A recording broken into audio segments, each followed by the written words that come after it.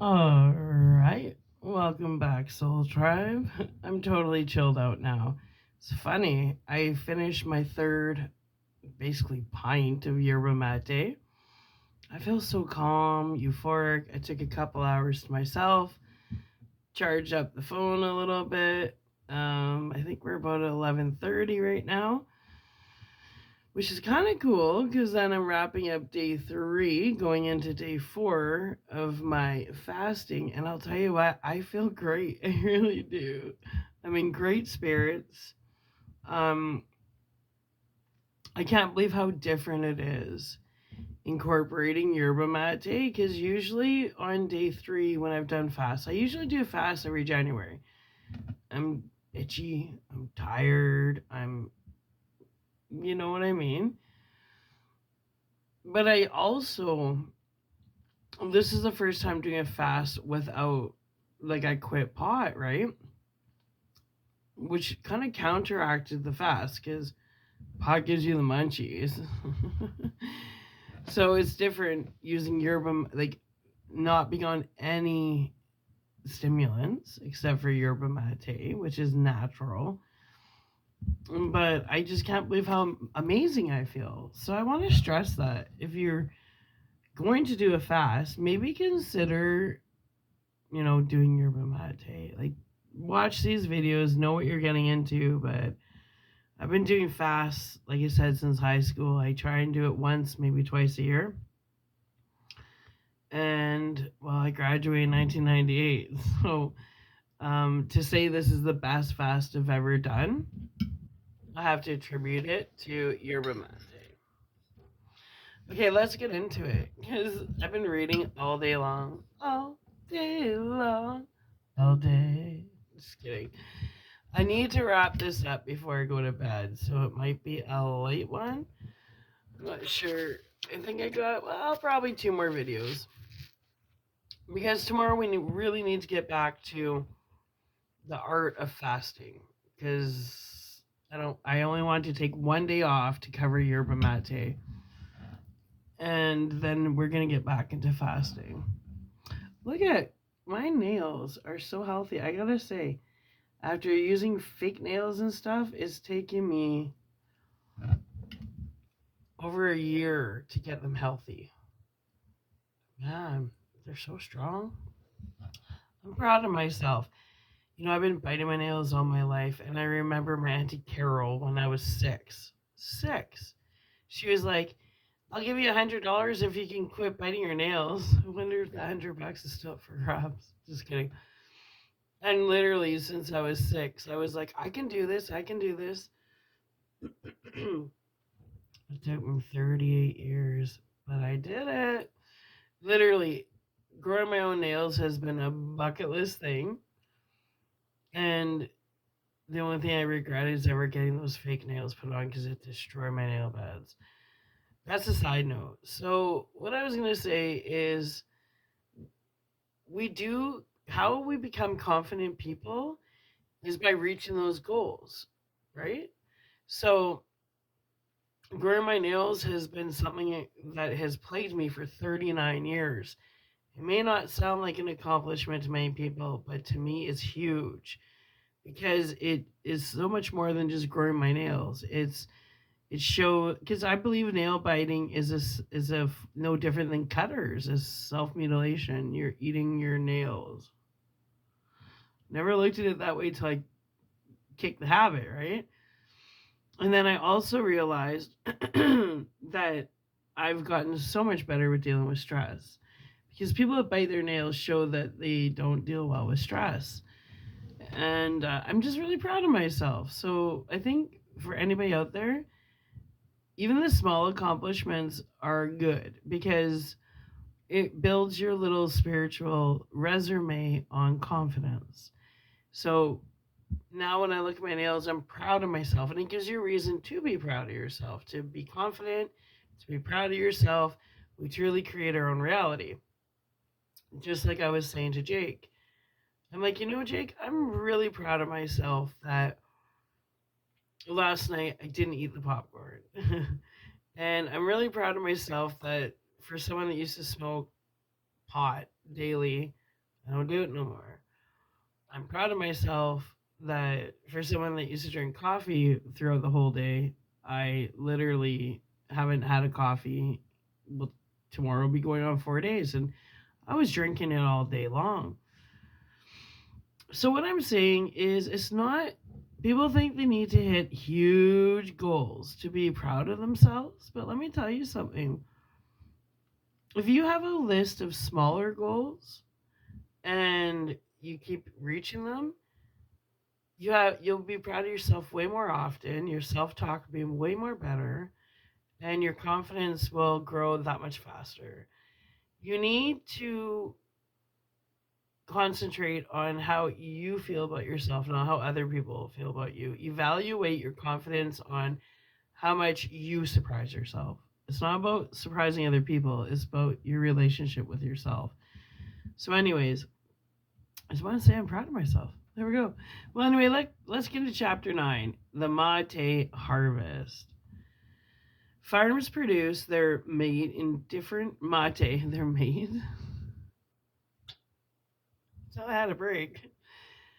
Farms produce their mate in different ways, so it's impossible to give a uniform method of production, as there are too many philosophies and techniques on how mate should be cut, dried, smoked, etc.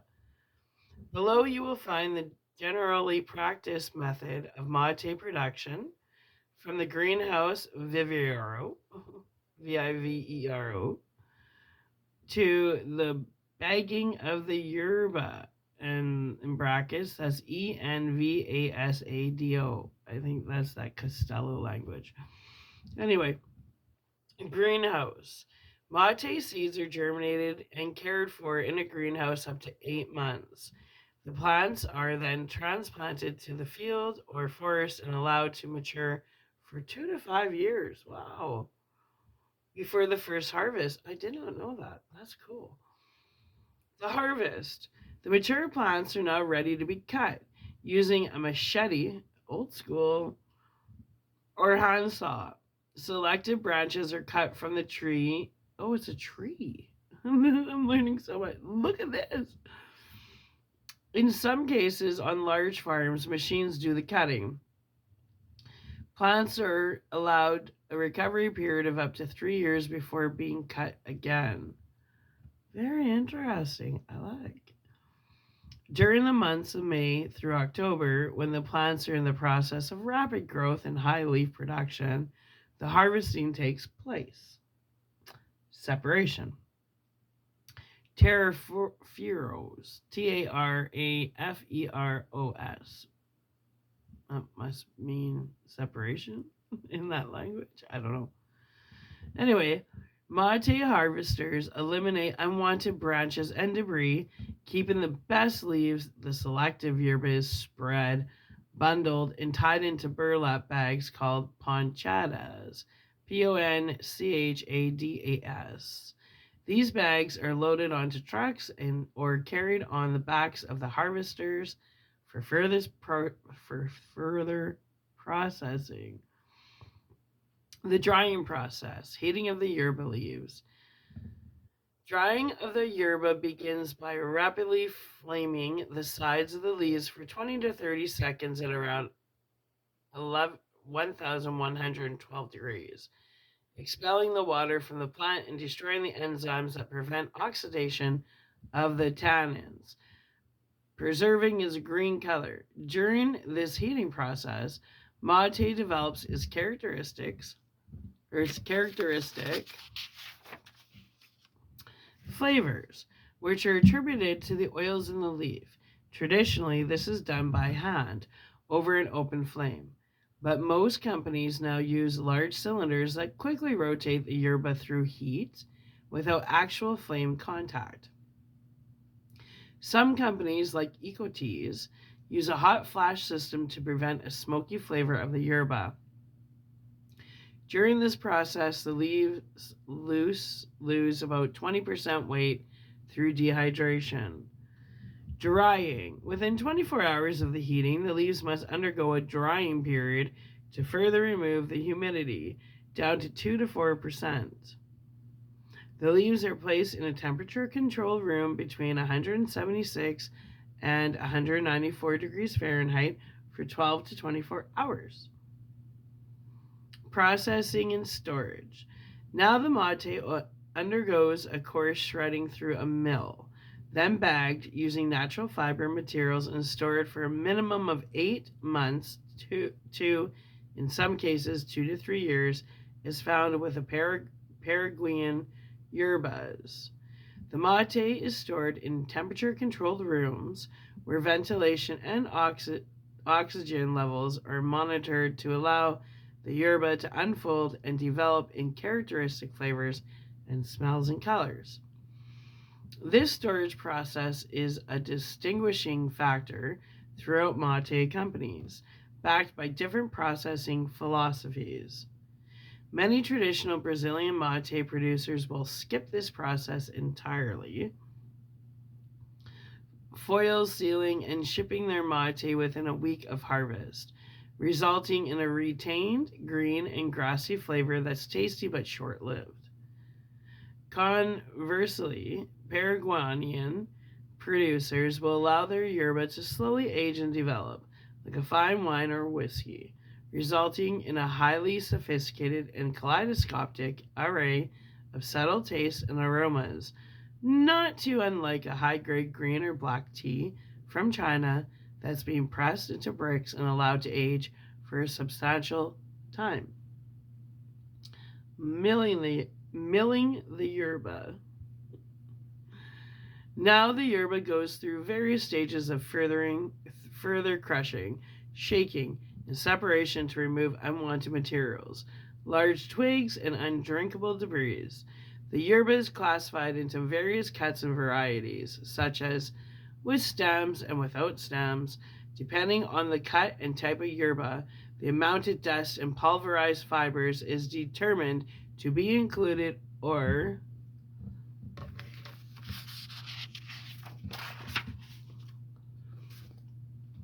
excluded in the proportion of leaves and twigs resulting in the final cut. Refer to page 98 to learn, that's back, to learn about the primary cuts of mate that's covered in the different types of mate. The final process greatly determines the taste of the yerba. Mate with plenty of stems is usually smoother and slightly sweeter. Mate without stems and containing a lot of powder is bolder and more robust. This is akin to sweet white wine, Chardonnay, and full-body red wine, Malbec. Packaging. The yerba is then bagged in food-grade paper or tin packaging and shipped to market, ending the production from seedling to store shelves to your gourd. Conclusion: a mate and love. Mate isn't a drink. Okay, fine. It's a liquid that you consume, but it's not a drink. Nobody drinks mate when they're thirsty. It's more of a habit, like itching. Mate is the exact opposite of television.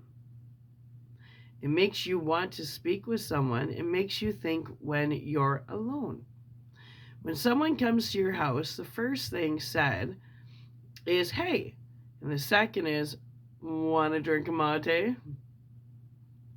That happens in all homes, in those of the rich and those of the poor, between chatty and gossipy women as well as serious and immature men.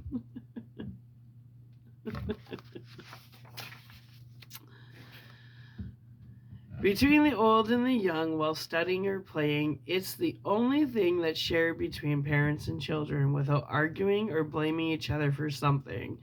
Democrats and Republicans pour mate without question.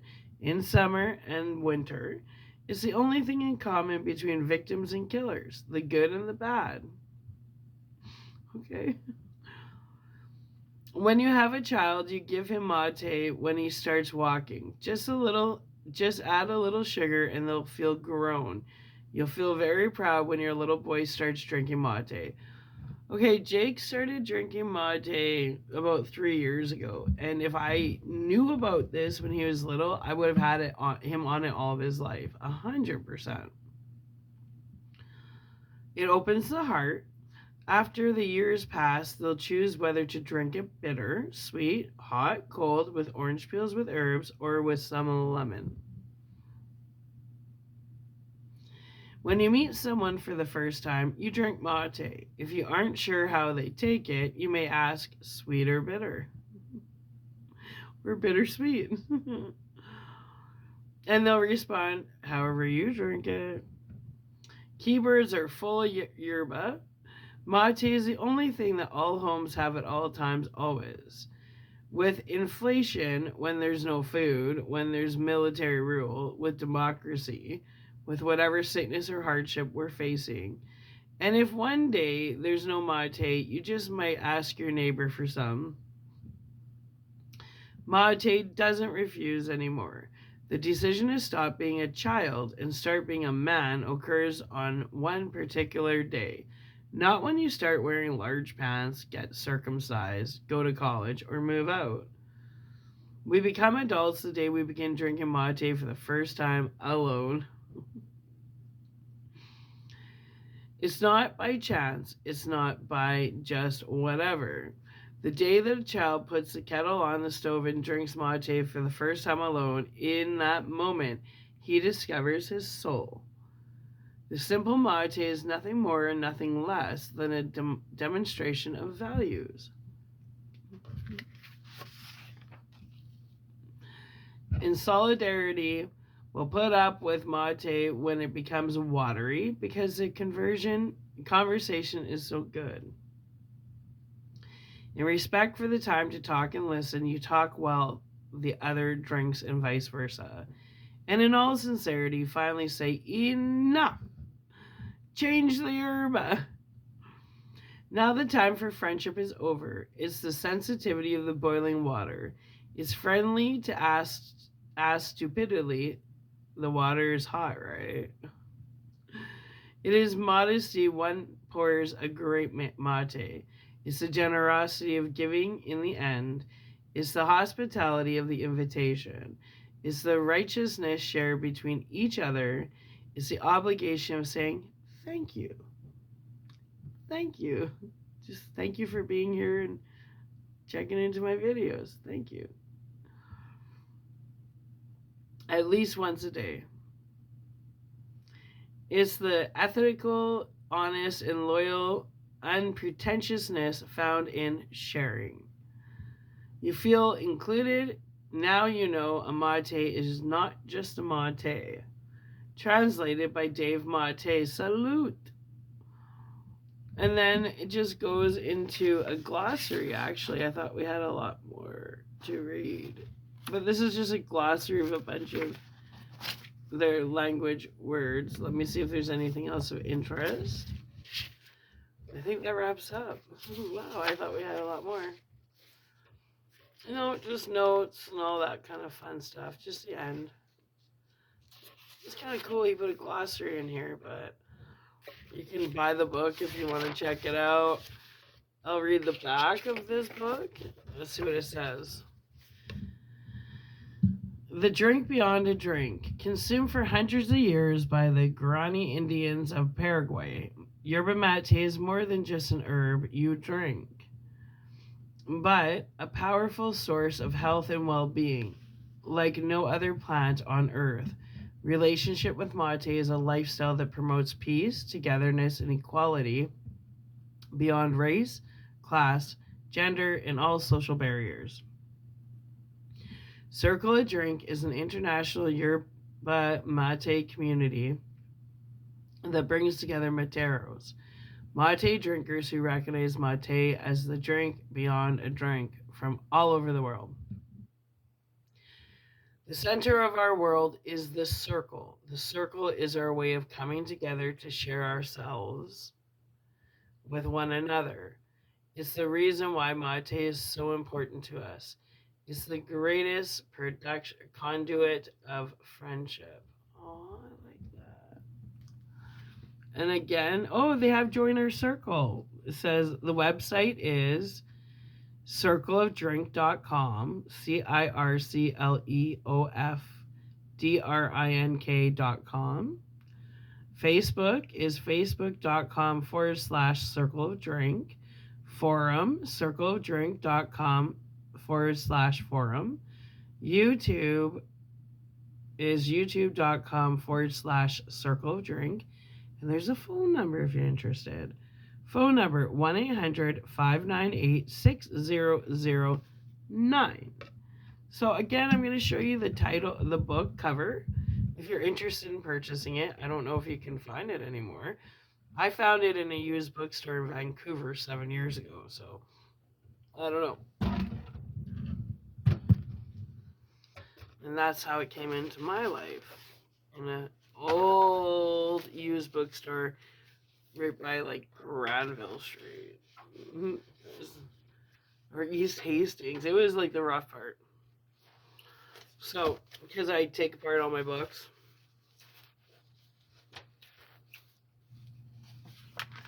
That's it. That's the cover. If you're interested, it's a great read.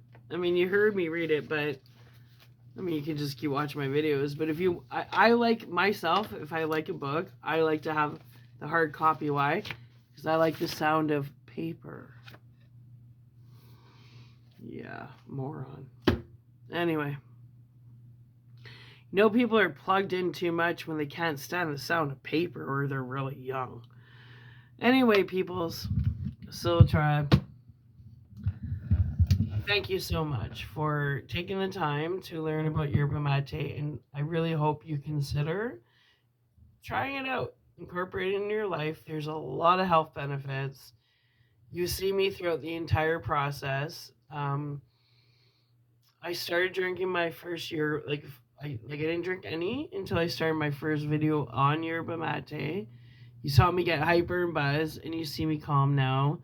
So I think I've been doing this for about 8 hours now, around there.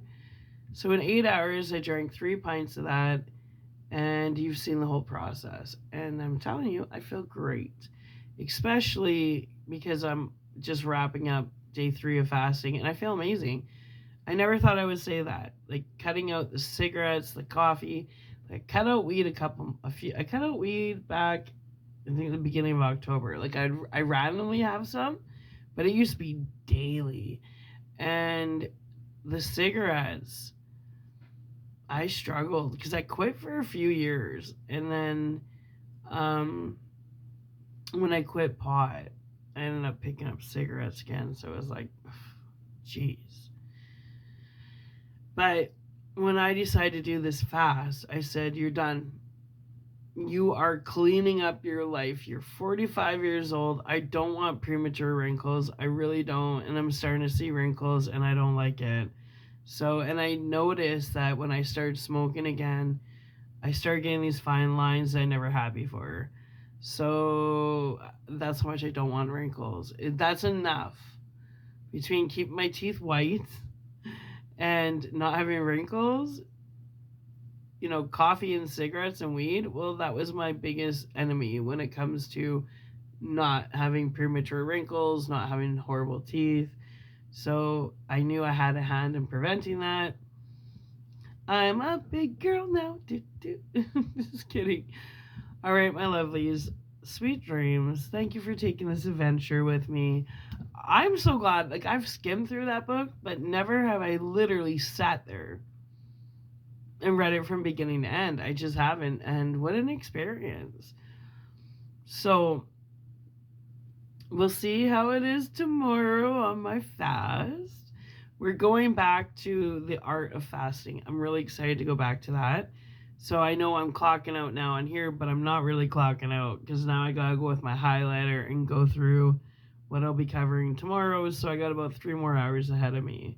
Why? Because I'm a workaholic and I just love what I do. I really do. I'm a passionate person. Yeah, and I really believe, you know, I love the movie What Dreams May Come. And I'm going to be reading that book, actually. soon. Not yet, but soon. But I truly believe if you build it, they will come. And that's like YouTube. To me, even having right now, I may not have viewers, and I'm fine with that. But I know as you build it, they will come. And that's why I'm not stopping. Because time is non-linear, right? So just because people haven't found this channel yet, because it's blocked, eventually it's gonna be unblocked. And at least when people do find me, by that point I'll have I have already deleted 4,000 videos because my mom called me. She's like, "You need to get all that stuff off the internet." And I didn't realize because they were stealing all my content. I didn't know what was going on at the time, but I know in the iCloud I can retrieve it all. So, and I do have memory cards, but that's not the point. The point is I'm kind of glad they were gone because I felt more like a rookie, and now I feel good. I feel positive. I felt like I've dealt with a lot of trauma.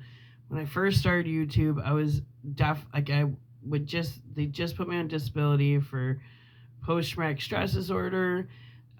In the time that I've been doing YouTube, I had therapy in trauma. I'm definitely in post-traumatic growth, which is awesome because I remember when I first started, well, it was actually in sexual trauma that I had therapy in while doing this YouTube. I did that was probably 3 or 4 years ago. And they said to me, "What's your ultimate goal with this therapy?" Like, I was so broken down. And I said, "I just want to get to the post-traumatic growth stage."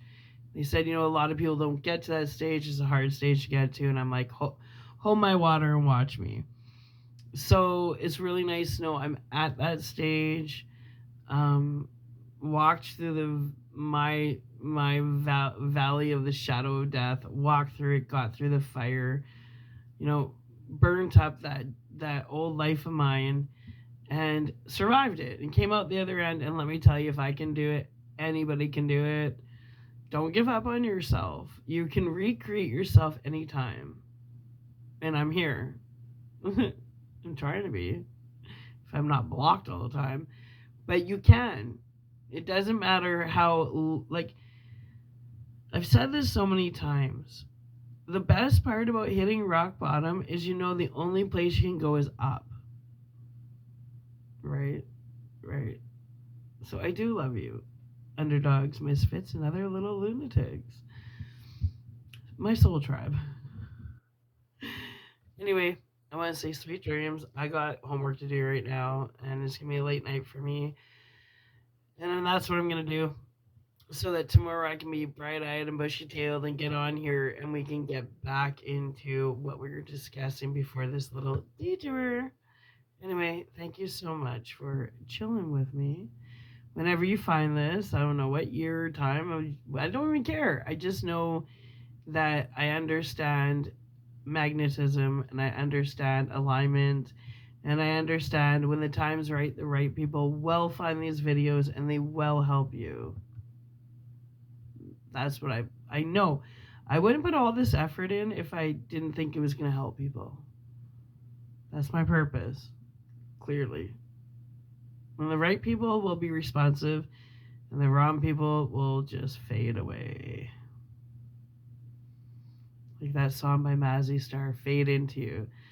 The right people will fade into me, and the wrong people will fade away.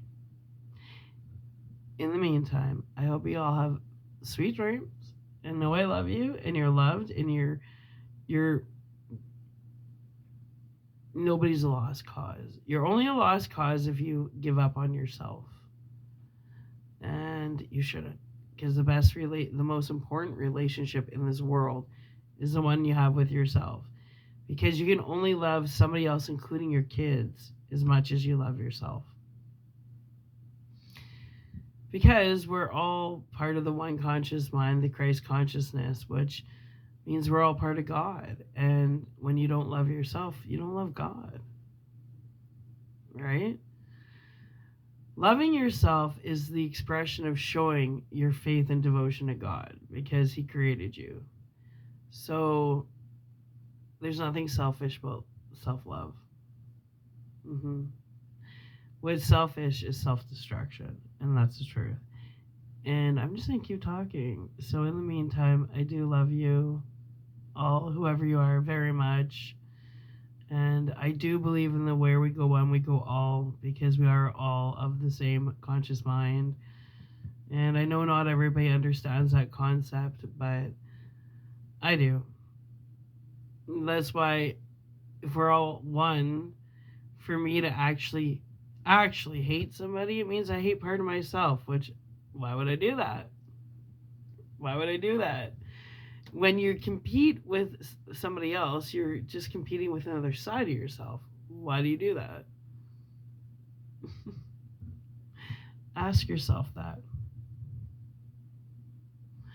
Use that thing up here. It's there for a reason. All right. Sweet dreams. I love you. I'll see you in the morning. Bye.